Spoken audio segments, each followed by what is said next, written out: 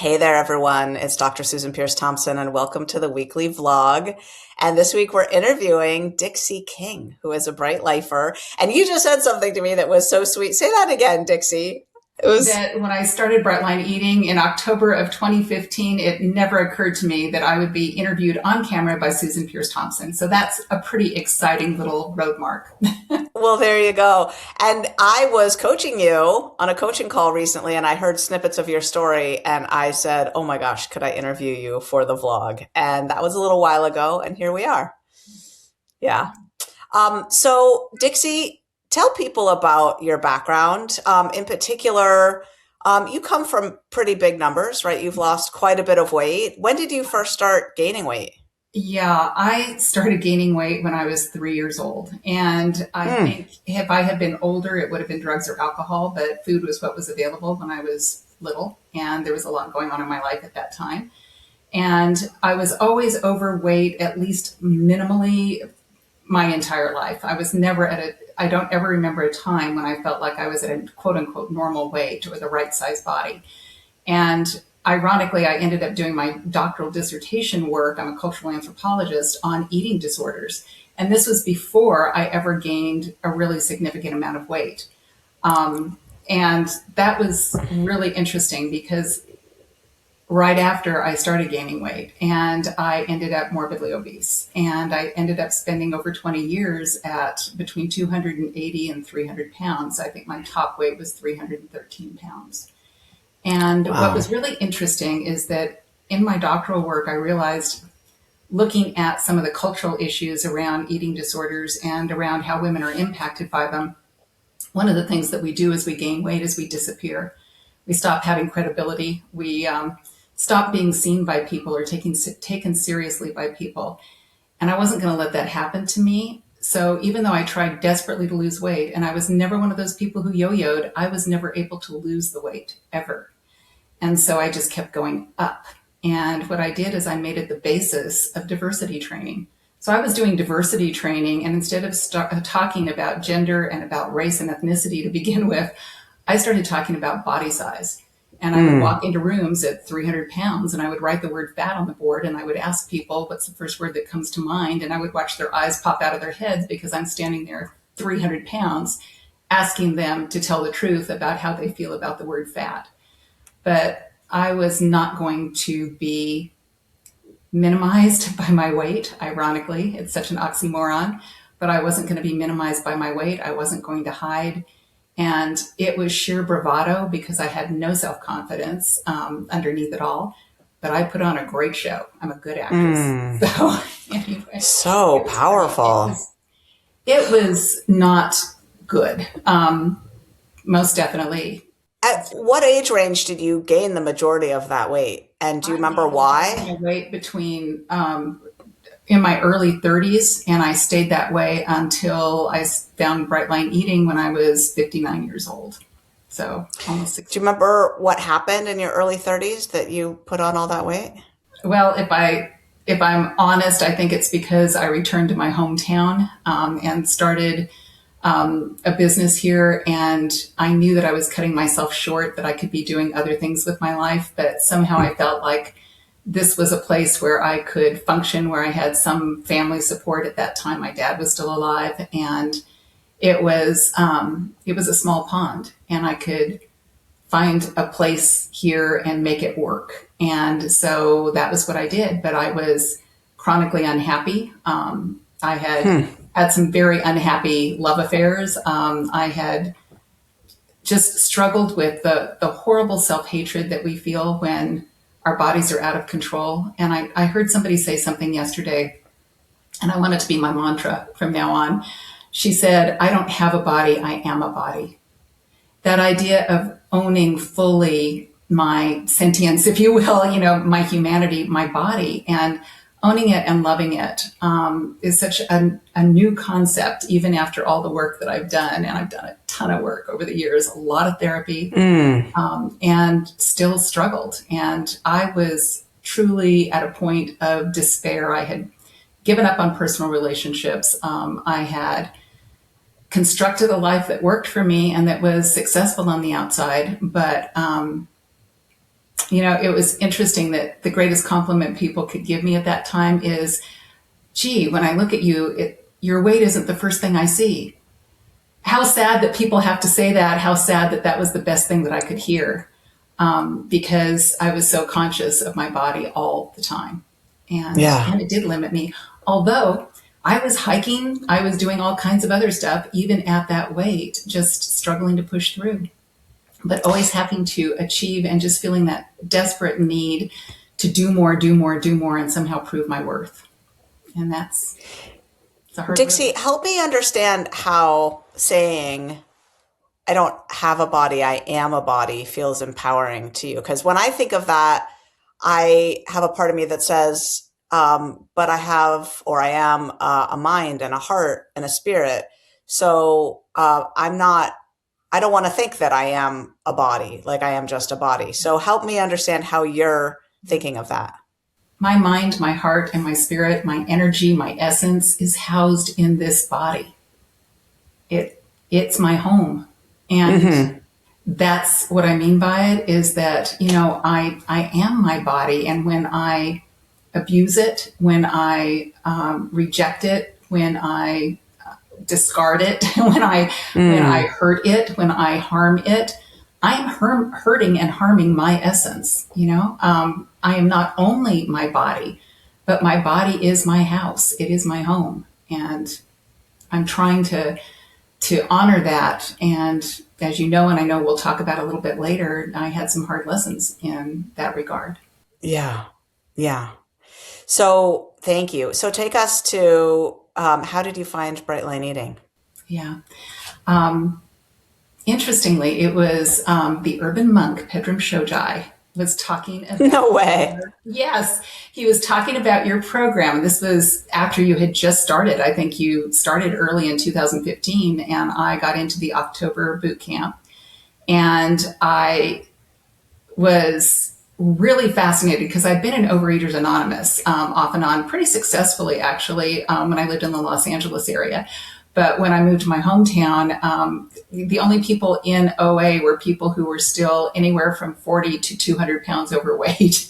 And there wasn't an eating program. There was a spiritual program, but there was not a food program. And like everybody else, when I first heard no sugar, no flour, I was like, how is that even possible? But in fact, I talked to a doctor about it, and he said, that sounds pretty draconian. You can't live without eating. And I said, yeah, but you can live without eating sugar and flour. And he looked at me and said, I never thought about it. That's so funny. So just so you know, we started Bright Line Eating in late 2014. And so we had a boot camp at the end of 2014, in October of 2014, and then one in February and one in June. So the October 2015 boot camp would have been boot camp number 4. It was the first really, really big one. The first really big one. And yeah, I met Pedram Shojai, I believe, in like February of 2015, and we did a vlog together. And yeah, I'm not in touch with him anymore, but that's amazing. That's amazing. So you got into the first very big boot camp, the one that Ocean Robbins promoted to the Food Revolution Network and brought in thousands and thousands of people. Okay, so what happened? You found Bright Line Eating. You'd had some experience in Overeaters Anonymous. Brilliant. I ended up actually losing weight for the first time ever. And I did brilliantly, and I got down to about 225 pounds, and then I quit. I didn't quit Bright Line Eating, but I broke my lines. And it took me a year to get back. And the way that it worked and how I ended up getting back, because I struggled and struggled and struggled, and I just thought, I'm hopeless. It's just not going to work for me.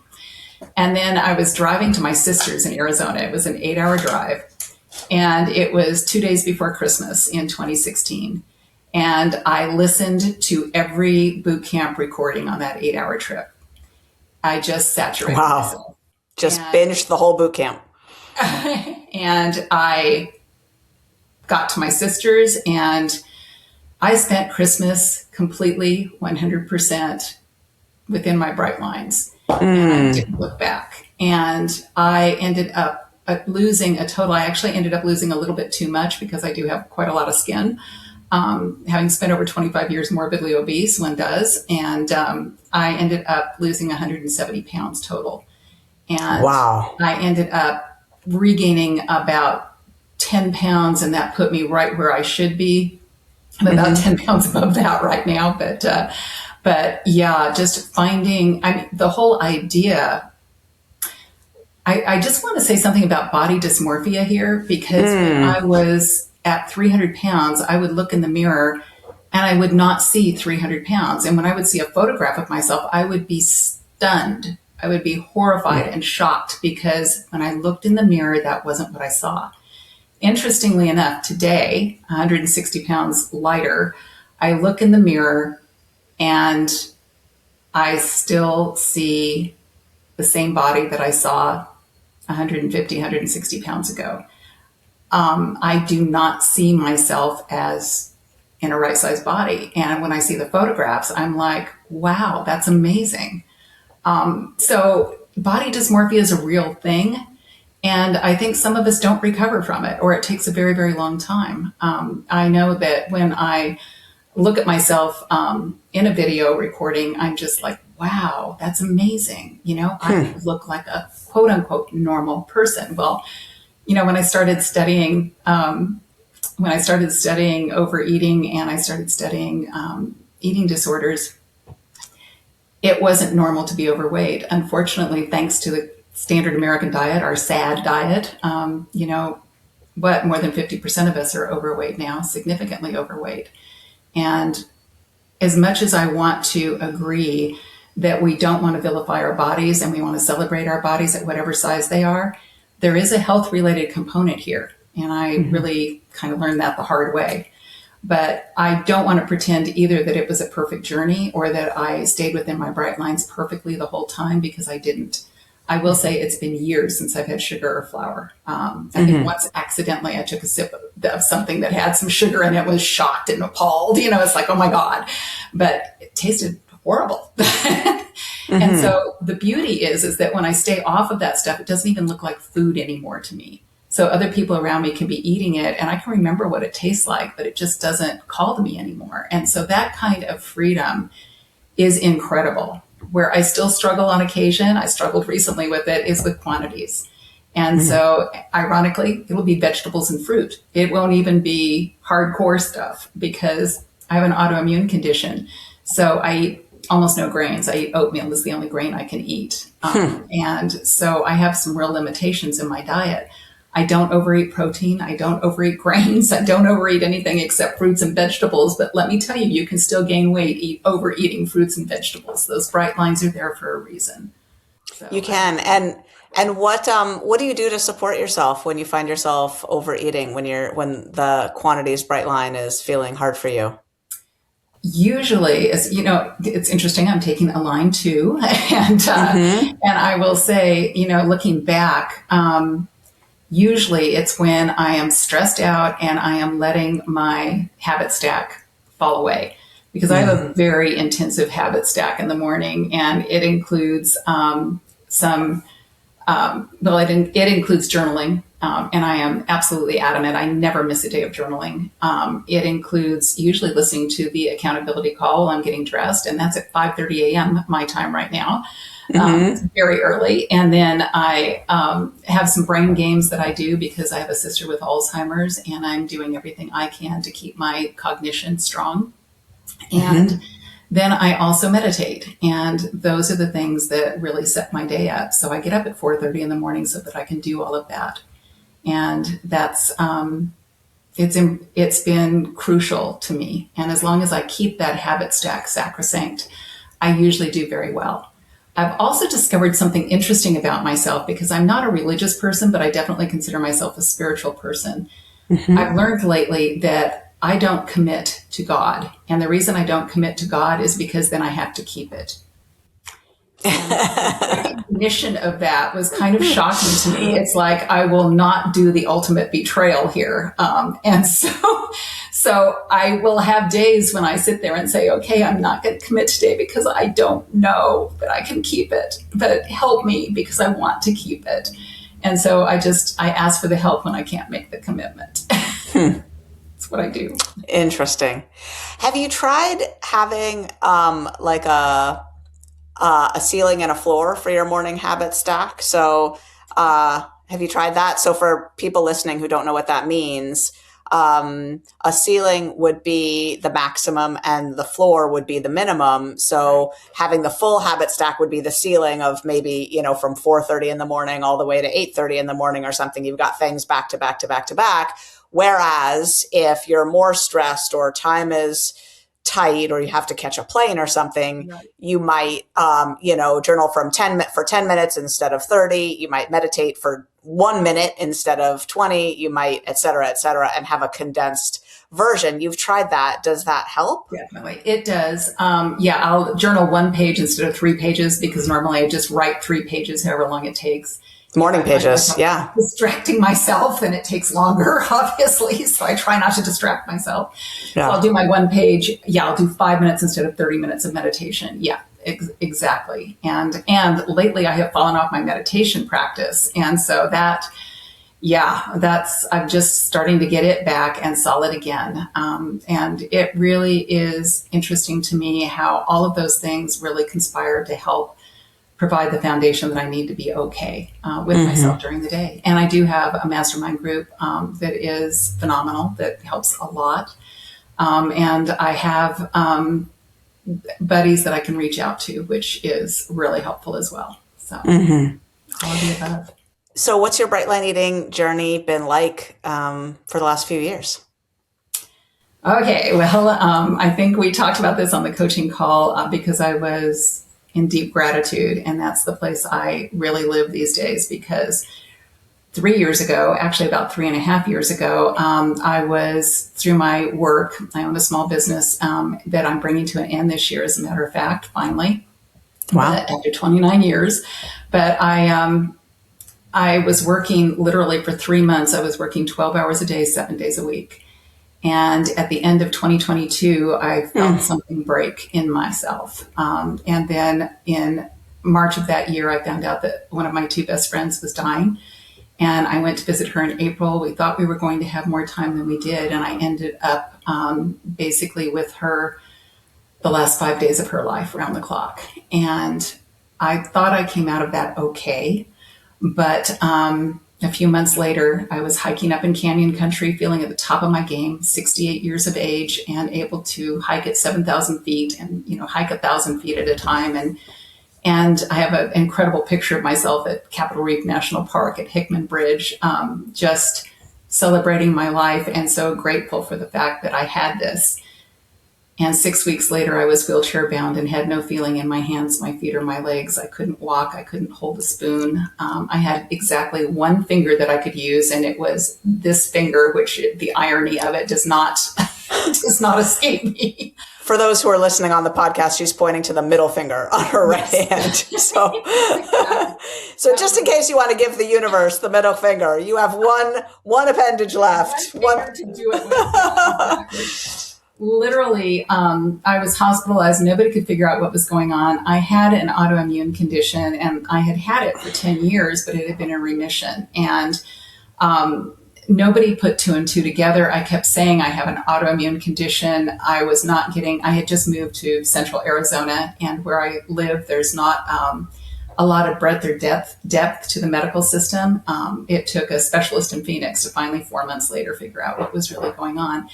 But in a month, I became so weak, running chronic fever and the like, just before I became virtually crippled, that I couldn't get out of a chair without help. I lost 25 pounds in 6 weeks. And finally, I went into AFib. They put me in the hospital, found out I was anemic, gave me a blood transfusion, and my autoimmune condition went berserk. And I literally had severe nerve damage, which I still have in my feet, in my legs, and in my arms and hands. And they saved my life, but I was on 60 milligrams of prednisone. And by the way, when I started Bright Line Eating, I should say this for people who are on steroids and who struggle with that, I lost 150 pounds on prednisone. Wasn't that Wow. amount of prednisone, but I was on 20 when I started bright line eating. That went down because I just had an autoimmune flare up, and it went down Wow. to about 3 milligrams. And then I finally was able to get off of it. And here I was back on steroids again. I didn't regain my weight.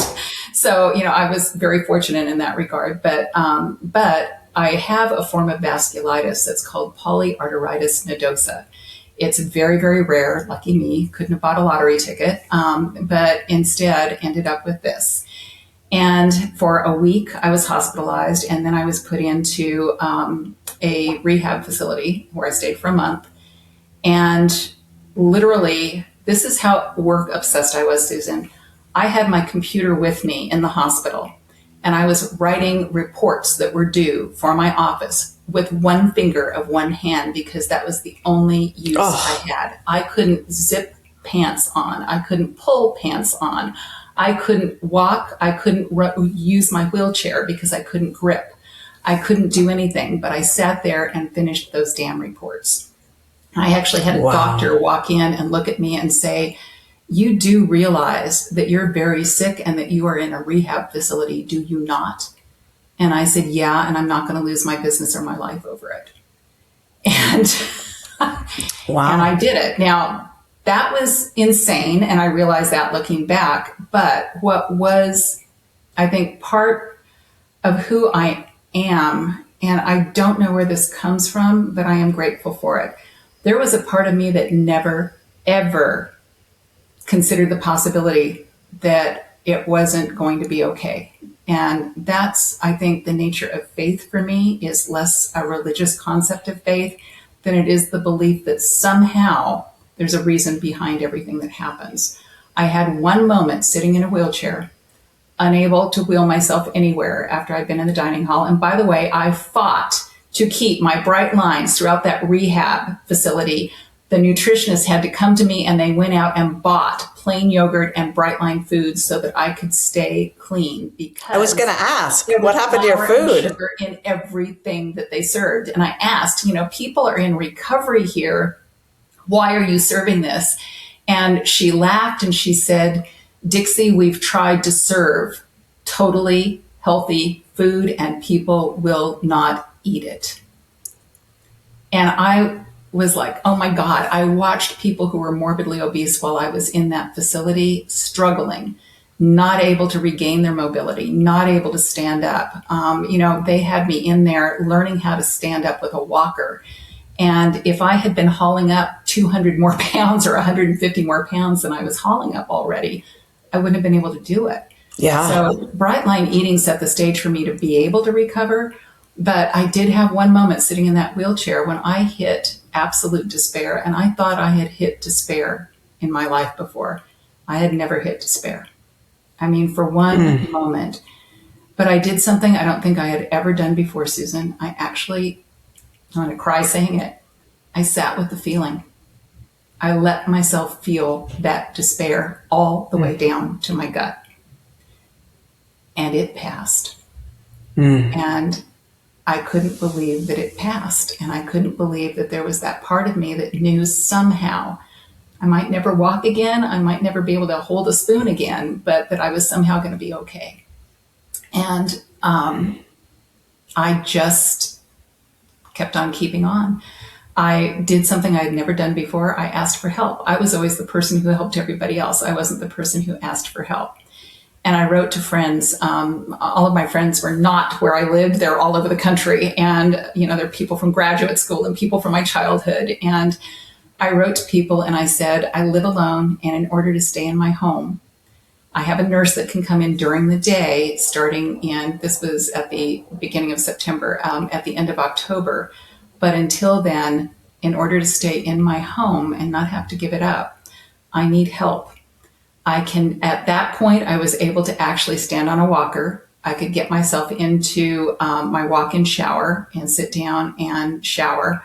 I needed help with certain parts of dressing, but I could more or less handle some of my dressing at that point. I was in for a year. I was in pull-up stretch pants because I couldn't do very loose ones because I couldn't use my hands. I couldn't use a rolling walker because I couldn't grip the brakes on it. I had to use a standard walker.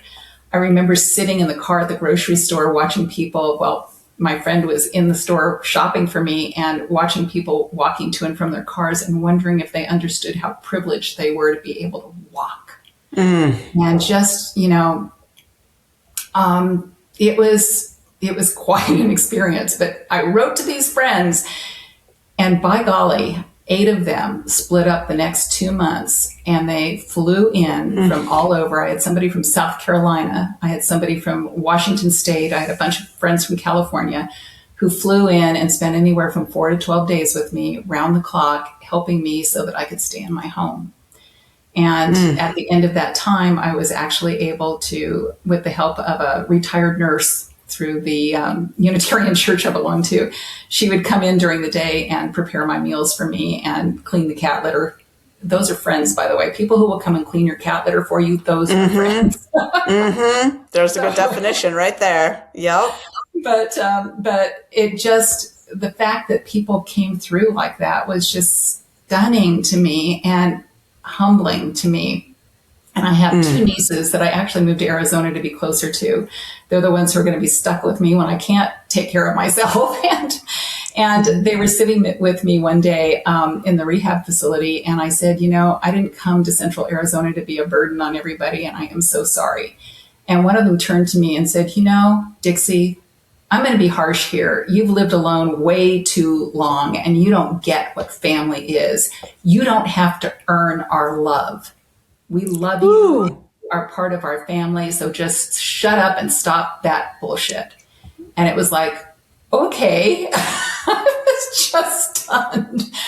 And that started a whole new journey of looking at what it was in me that had to work 12-hour days, 7 days a week, that had to always get the accolades, that always had to prove herself, that always had to make sure that people knew that I was somehow worthy.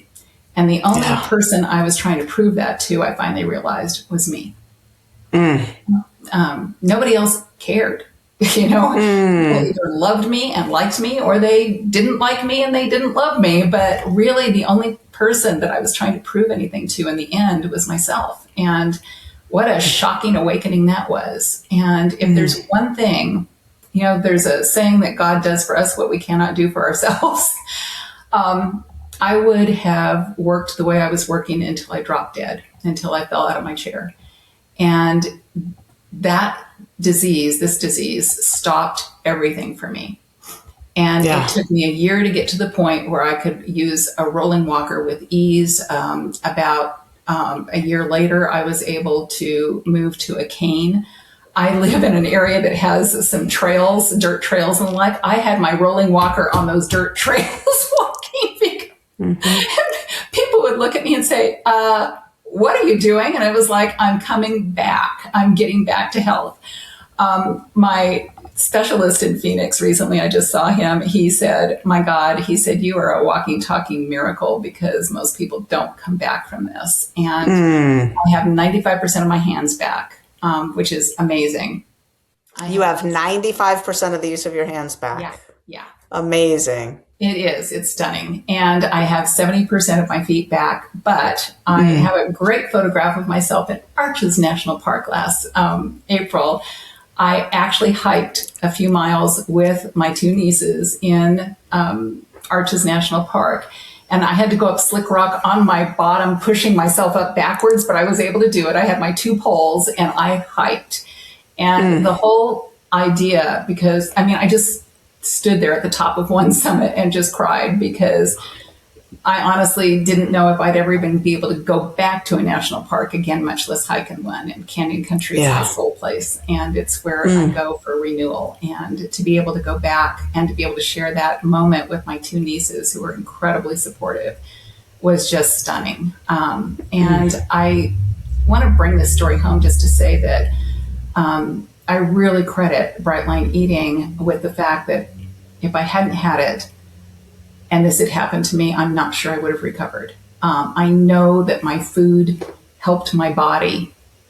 I know that there are environmental factors that contributed to my disease, and I know that there are stress related factors that contributed. I have control over the stress related. I don't always have control over the environmental factors, but Mm-hmm. I do have control over my food, and I can choose what I put into my body. And I've had to, because of this disease, really restructure my program. And Align 2 is coming along at just the right time for me to sit down Mm-hmm. and think about what is going to be a customized program that will work for me, that will keep me at the weight that I am or lower, a little bit lower, not a lot, but a little bit lower. And if I'm at the weight I'm at right now for the rest of my life, I'm in a right size body. And that is so amazing to me. So, on top of everything else, I've been wanting to write since I was 7 years old. And one of the things that changed is I had to really reprioritize what was important to me in my life. And I knew that I wanted to eventually bring my business to an end. And I have been able to do that pretty naturally. It's going to, in September, I'll be closing it permanently. I'm 71 years old. It's time. Yeah. But I started writing, and I've written a little bit along, but never done anything with it. And I had been working off and on, and I do mean off most of the time, on a novel, a fantasy novel, for almost 20 years. And I finally finished it last year and went through a book coach and an editor and beta readers. And my book came out on the 24th of February of this year. And then I just had a piece of memoir about dealing with my father's stroke, which happened 14 years ago now. I just had that published in the Journal of Narrative Medicine called Intima. So all of a Mm. sudden, my life as a writer is coming to life. And Wow. so as I transition out of my business, I'm transitioning into full time writing. And that is such a joy and so amazing to be able to craft and use words, and to be able to generate a story about, a woman who is making her way under unbelievable, fantastic, because it's a fantasy, circumstances, and is finding her power and is finding her way. And I can't. It's funny, when I finished that book, I looked at it and I thought, my God, I just wrote the mother-daughter relationship that I never knew I needed to write. My mom died when I was 19, and I processed it through this book. And What's the name of the book for people who are thank you. curious? It's Ithia's Dance. And yes, Ithia's, Ithias. yep, Ithia's Ithia's Dance Dance. by Dixie King, Dixie L. Dixie. King. Yes, Dixie Dixie L. L. King. King. And yeah, thank you for asking. But it's the first in a trilogy, so I'm midway through the second book, and this is just, I'm having the time of my life. And it's not like I don't have lots of little speed bumps, because I do. But I am so grateful for the fact that I've been given this opportunity to come back and to rethink my priorities, and to just really focus on doing what is creative and what I'm passionate about. I'm also very active in social justice right now and doing a lot of work in my community. And I'm, the only thing I can say is just thank you, Susan Pierce Thompson, but, thank you, universe. Thank you for the fact that there is something in me that just wanted to keep going no matter what. And, people say they're stunned that I came back. And I actually had somebody in Bright Line Eating tell me, I couldn't have done what you did. I wouldn't have come back. And Susan, my response is bullshit. You never know until the moment when you're challenged how you're going to respond. But if somebody had told me I had 3 months to live, it might have been a different story. I was told I had a chance to recover. Why the hell wouldn't I do every possible thing I could do in order to recover? And Bright Line Eating has been a major part of that. So thank you. Thank you, Dixie. I want to end with just one question. What do you feel like you see or understand or believe now about the meaning of life or your purpose in life that you wouldn't have seen or understood if you hadn't gone through the journey that you've been through? It's interesting. I think we all have a purpose, and I'm convinced that, in the little ways that I've touched people and that people have touched me, that's really what it's about. The connection is what it's about. And, especially in a very polarized world right now, and it doesn't matter what side of that polarization one is on, we tend to vilify the other. And I'm just not willing to do that anymore. We are all in this together. And if we are honest, we do have more in common than we have apart. And that's what I want my life to be about. I want it to be about fostering connection and challenging myself to grow no matter what. And that means I'm, be careful what you pray for. It's like I want, I want to Right? grow, and you know what? Stuff like what happened to me is what makes you grow. And I would just say, be grateful for those opportunities to grow. It means we're alive.